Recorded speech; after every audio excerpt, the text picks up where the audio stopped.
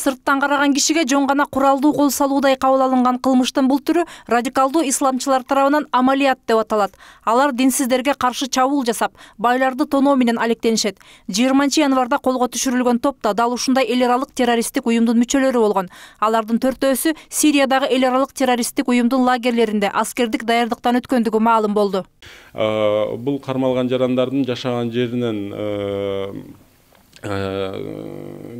тинтүү иш-чараларынын негизинде АКС автоматы 1760 даана ар кандай калибрдеги ок дарылар жана ошондой эле бир топ башка атайын каражаттар табылган. Бул факт боюнча жасалма документтерди даярдап, колдонуу, жалданмачылык жана жалданмачылыкка ниеттенүү беренелери боюнча кылмыш иштери козголгон.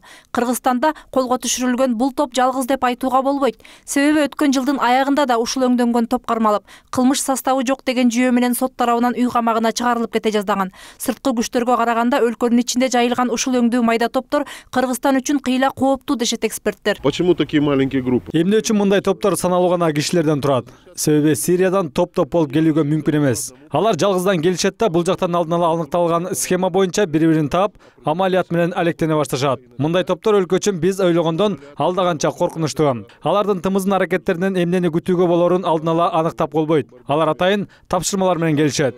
Аларды бул жактан да тосуп алып, колдоого алгандар бар. Расмий маалыматтар боюнча биздин 200гө чукул жарандарыбыз жакынкы чыгыштагы согуштук аракеттерге катышып жүрүшөт. Кеткендердин арасында 30га жакыны аялдар. Баштапкы мезгилде алар убадаланган акчага азгырылса, азыр идеологиялык чакырыктарга сугарылгандар басымдуулук кылат.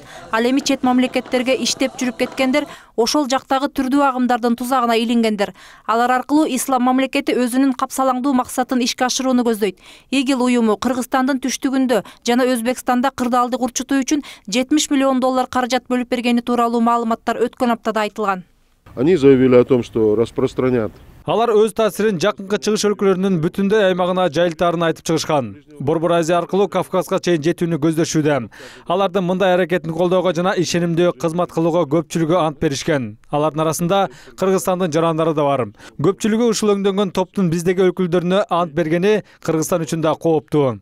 Мындан улам диний ишмерлер да, күч органдары да ички радикалдык күчтөрдүн таасиринен сак болууга тийиш дешет эксперттер. Ал эми сырткы күчтөрдөн коргонуу үчүн жамааттык коопсуздук келишим уюмунун колдоосуна таянууга мүмкүнчүлүк бар.